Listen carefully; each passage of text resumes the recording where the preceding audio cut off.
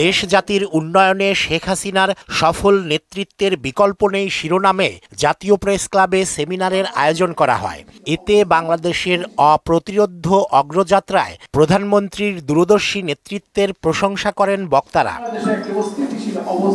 সুদবিহীন ব্যাংকিংয়ে আত্মশুদ্ধির পথ এনআরবিসি ব্যাংকের ইসলামিক ব্যাংকিং আল আমিন। অনুষ্ঠানে প্রধান অতিথি হিসেবে যোগ দেন ধর্মমন্ত্রী।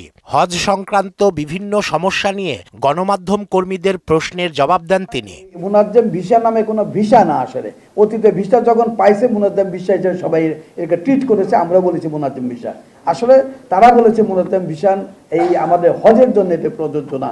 আমরা সেই জায়গায় তারা বিজনেস ভিসা করুক, সৌদি গভর্নমেন্টের পক্ষ থেকে ভিসা তো আটকাচ্ছে না, গেলেই হলো, তারা যাচ্ছে। হজ এজেন্সির সব অভিযোগ সঠিক নয় উল্লেখ করে এ নিয়ে ৯/৬ হলে কাউকেই ছাড় না দেওয়ার হুঁশিয়ারি দেন ফরিদুল হক খান। আদৌ কথাটা সবই যে সঠিক তা নয়, আংশিক হয়তো সত্য হতে পারে। এইগুলো মোকাবেলা করার দায়িত্ব আমাদের।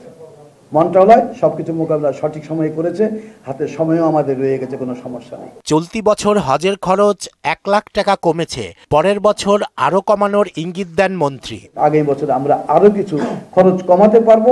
রেজা খান, মোহনা সংবাদ, ঢাকা।